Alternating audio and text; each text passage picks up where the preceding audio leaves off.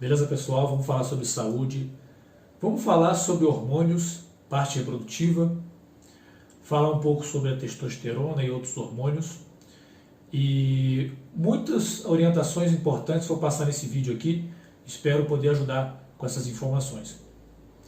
Eu tenho atendido muitos pacientes ao longo desse tempo com a acupuntura que visavam melhorar a sua qualidade de vida no quesito também parte reprodutiva. Então a fertilidade, fiz 2 especializações na área de fertilidade com o objetivo de aperfeiçoar ainda mais a melhora do paciente mediante a utilização da acupuntura e também com orientações para que o paciente entenda a fisiologia, um pouco da fisiologia hormonal, que é muito complexa, mas que entenda um pouco da fisiologia hormonal como funciona, além de receber o estímulo da acupuntura, entender como que o organismo funciona para equilibrar os hormônios. Então, algumas orientações importantes que eu queria dar sobre isso. Né? Entender, por exemplo, na mulher, a mulher ela tem o ciclo ovariano, né? O ciclo menstrual, que geralmente é entre 26 e 32 dias. Então, se ela fizer os exames hormonais durante a menstruação, ela vai ter muito menos progesterona, quase nada de progesterona, e as taxas hormonais estarão baixas, e quando está próximo da menstruação, os únicos hormônios que começam a subir na primeira semana após a menstruação é o LH e o FSH, porque uma vez que a progesterona está baixa, o hipotálamo é estimulado a fazer, a hipotálamo e a hipófise, a adenohipófise, são estimulados a liberar LH e FSH. FSH, hormônio folículo estimulante, e o LH, hormônio luteinizante. E esse estímulo faz com que os hormônios da mulher subam. Então, dependendo da época que ela fizer a taxa hormonal, da época que ela está no ciclo menstrual, vai estar diferente a taxação hormonal. Ok? E para que é importante a progesterona? Não só para a mulher ovular, mas também para ela manter a gravidez e não fazer nenhum tipo de aborto espontâneo. Vamos falar um pouco também sobre o homem. A testosterona é o principal hormônio, mas todos os hormônios estão conectados.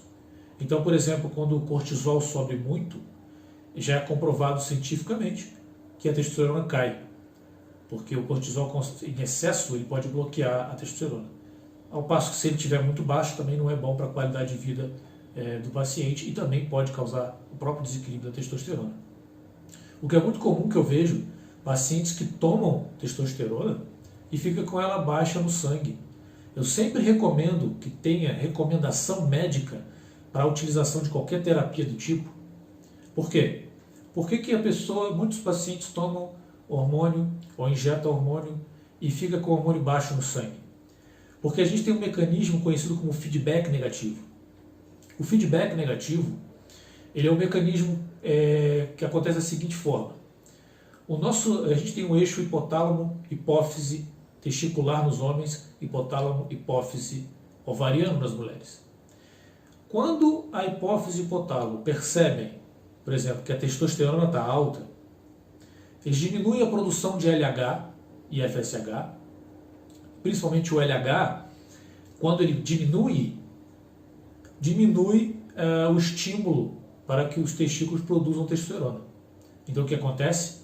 A pessoa toma de forma exógena, de fora para dentro, e aí ela diminui a produção dela. É muito perigoso. Então isso não deve ser feito sem orientação médica, principalmente em pacientes jovens. Isso deve deixar geralmente mais para as pessoas com mais idade, que já tentaram outros tratamentos, tentaram estimular o corpo a produzir e não conseguiram. E hoje existe, por exemplo, a modulação hormonal bioidêntica transdérmica nanoestruturada. O que é isso? Eu, em meados de 2017, li o livro do Dr. Marco Botelho e fiquei muito impressionado porque ele conseguiu auxiliar e tratar mulheres com câncer de mama usando hormônio. Só que eram hormônios bioidênticos, que era a modulação hormonal bioidêntica transdérmica nanoestruturada.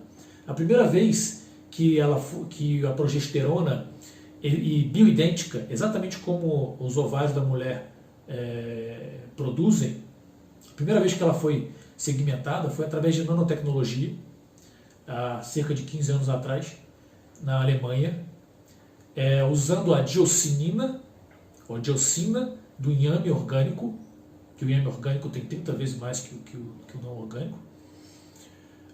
A diocinina, com 6 processos bioquímicos, eles conseguiram transformar numa molécula que a estrutura é bioidêntica, é igualzinho o que os ovários da mulher produzem, a progesterona. Então, o que se chama hoje de modulação hormonal bioidêntica transdérmica nanoestruturada é o paciente que já tentou fazer o estímulo do próprio organismo, o equilíbrio fisiológico, para tentar melhorar a parte hormonal, não consegue, aí faz o acompanhamento médico, com orientação médica e com prescrição médica nesse tipo. Mas o que eu tenho visto também é que muitas pacientes, eu já acompanhei pacientes que modificaram o padrão hormonal mediante a acupuntura.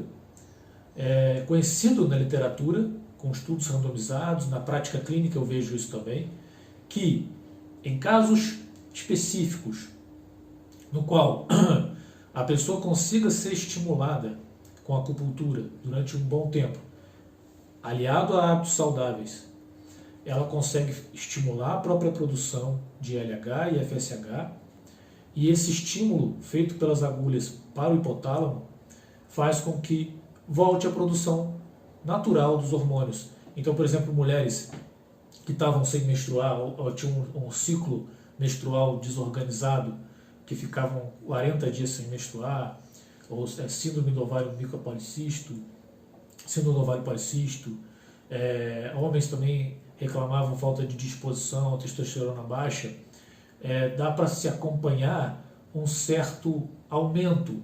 Alguns pacientes aumentam mais, já acompanhei a diferença de hormônios até 300%, mas outros pacientes 30%, 40% é possível sim. Em alguns casos não acontece, porque existem outros mecanismos fisiológicos que podem interromper, ou a resposta do paciente não é totalmente adequada. Por exemplo, se o paciente ou a paciente é obesa, a obesidade ela altera o padrão hormonal, porque o tecido adiposo libera substâncias que podem aumentar o estrogênio, aumentar o estradiol e desequilibrar a progesterona e a testosterona, por exemplo.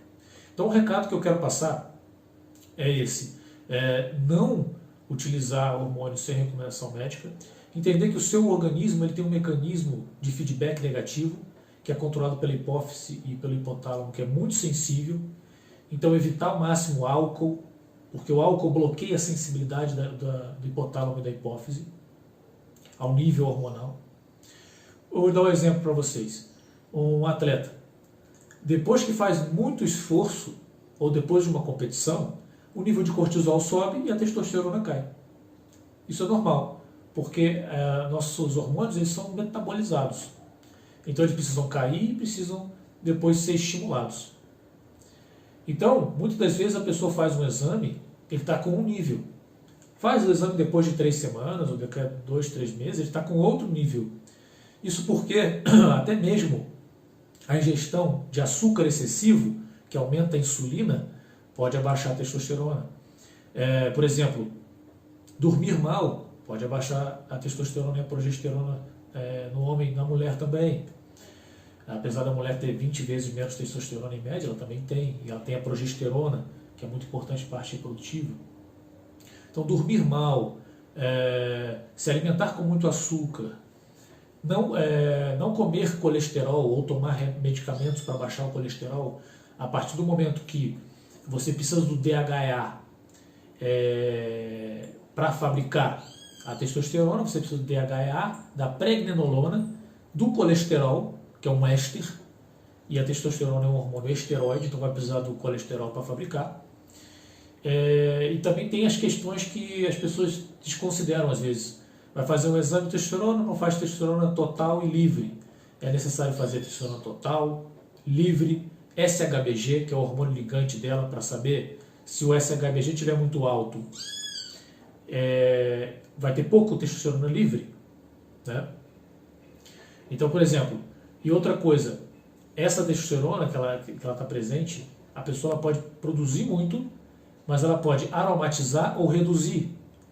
Então, nós temos a enzima aromatase, que ela faz a aromatização. Então, a testosterona vira DHT. E é o DHT que faz os homens, depois dos 60 anos, começarem a cair cabelo e também aumentar a próstata. Né? Muita gente acha que é a testosterona que faz a próstata aumentar, não é, é o DHT, a dihidrotestosterona. É a testosterona reduzida através da aromatase. Então existem bloqueadores naturais da aromatase, como por exemplo o dindolimetano, DIN, né, ou o indol 3-carbinol que tem na couve-flor, que tem no brócolis, né? Tem também a crisina, que tem no mel, por exemplo. Tem o transresveratrol, também tem esse mesmo função. E também existe a 5-alfa-redutase, que reduz a testosterona em estradiol, né? Hormônio semelhante ao feminino. Então tem que entender todo o metabolismo do paciente. O paciente tem que ir para o endocrinologista, o paciente tem que ir para um especialista na área, tem que fazer todos os exames de todos os hormônios, porque um afeta o outro. Mas entenda, seu organismo ele tem mecanismos finos de regulação, então não saia se automedicando.